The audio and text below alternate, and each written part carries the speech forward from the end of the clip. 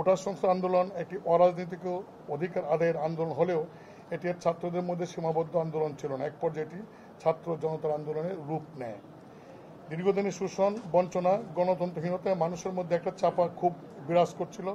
শিক্ষার্থীদের অহিংস আন্দোলনের উপর অত্যাচার শুরুর পর থেকে তাদের রক্ষা করার জন্য জনগণ তাদের সাথে রাস্তায় নেমে আসে। ছাত্রদের উপর নিষ্ঠুর নির্যাতন, অসংখ্য ছাত্রকে হত্যা করা হয়েছে, আহত করা হয়েছে তার চেয়ে অনেক বেশি। এমন স্বতঃস্ফূর্ত আন্দোলন আমরা আর অতীতে কখনো দেখিনি। এমন বর্বর ও নিপীড়নমূলক হত্যাকাণ্ড জাতি কখনো প্রত্যক্ষ করেনি। যার কারণে এই আন্দোলনে স্কুলের ছাত্র থেকে শুরু করে সর্বস্তর জনগ্রহণের অংশগ্রহণ দেখা যায়। আমাদের সিদ্ধান্তসমূহ: ১.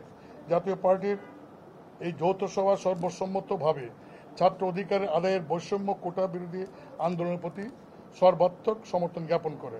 সেই সাথে চলমান অহিংস আন্দোলনের প্রতি জাতীয় পার্টির সমর্থন অব্যাহত থাকবে।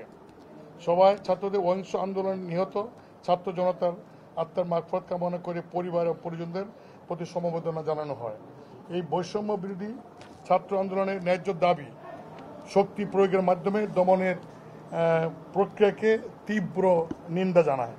সভায় ছাত্র আন্দোলনে নিহত আবু সাঈদ সহ শহীদদের মামলার এজাহারের প্রকৃত মৃত্যুর কারণ না দিয়ে মিথ্যা এজাহার দাখিল করায় এর নিন্দা জানানো হয়। নিহত ছাত্রছাত্রী বীর সেনা মুক্তি সেনা হিসেবে আখ্যায়িত করা হবে এবং প্রকৃত শহীদের তালিকা প্রকাশ করার জন্য সরকারকে আমরা বিশ্বাস করি না, একটা নিরপেক্ষ কমিশনের আমরা দাবি করছি। যারা নাকি কোটা সংস্কার আন্দোলন করছেন তারা কিন্তু একটা কথা বলেছেন, তারা এটা পলিটিক্যালাইজ করতে চান না। তারা চান না যে পলিটিক্যাল পার্টি তাদের সমর্থনে মাঠে যাক, কিন্তু তারা সমর্থন চান। এই সমর্থন আমাদের চেয়ারম্যান শুরু থেকে দিয়ে আসছেন। শুধু শুরু থেকে না, পার্লামেন্টে যেদিন শেষ হয় সেদিন কিন্তু আমাদের চেয়ারম্যান এই কোটা সংস্কারের বিষয়ে প্রায় 10 মিনিট তিনি বক্তব্য রেখেছেন। কাজে আমরা এই নাই তা না, আপনাদের মধ্যে একটা আমার মনে হয় দেশে একটা আমাদের মধ্যে কালচার যে কোনো দাবি নিয়ে রাস্তায় যদি যাই, রাস্তায় গাড়ি ভাঙচুর করি তাহলে বোধহয় এটা আন্দোলন হয়। আমরা সেটা মনে করি না। আমরা খুবই নিয়মতান্ত্রিক একটা দল, নিয়মতান্ত্রিক আন্দোলনে বিশ্বাস করি এবং আমরা পার্লামেন্টে জনগণের পক্ষে কথা আমরা তুলে ধরছি এবং আপনারা দেখবেন জনগণের প্রয়োজন এখন সময় আসছে, আমরা মাঠেও আমাদের প্রয়োজনে আমরা কর্মসূচি দেবো এবং আজকে সেরকম সিদ্ধান্ত হয়েছে।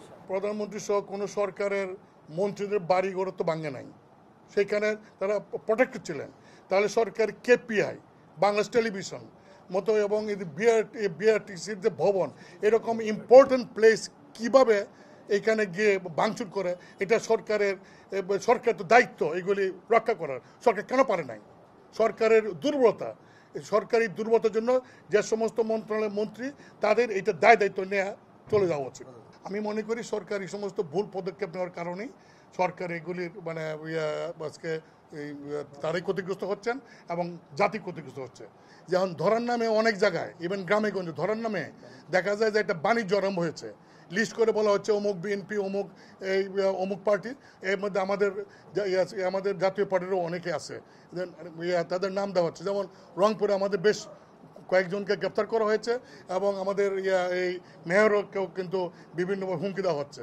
তো এটা এখন আমি মনে করি যে যেভাবে নাকি ব্লককে যেভাবে গ্রেপ্তার করা হচ্ছে, এই গ্রেপ্তারটা কোনো মতেই সমীচীন না। সরকারের উচিত যে যারা নাকি প্রকৃত দোষী কোথায় আছে, প্রকৃত যারা এই সমস্ত করছে তারা সেগুলিকে ধরুক, কিন্তু পাইকারি হারে সারা দেশে যেভাবে নাকি এই আপনার লিস্ট করে করে বিভিন্ন গ্রাম পর্যায়ে পর্যন্ত, থানা পর্যায়ে পর্যন্ত অ্যারেস্ট করা হচ্ছে, এটা আমরা মনে করি যে এটা সঠিক না।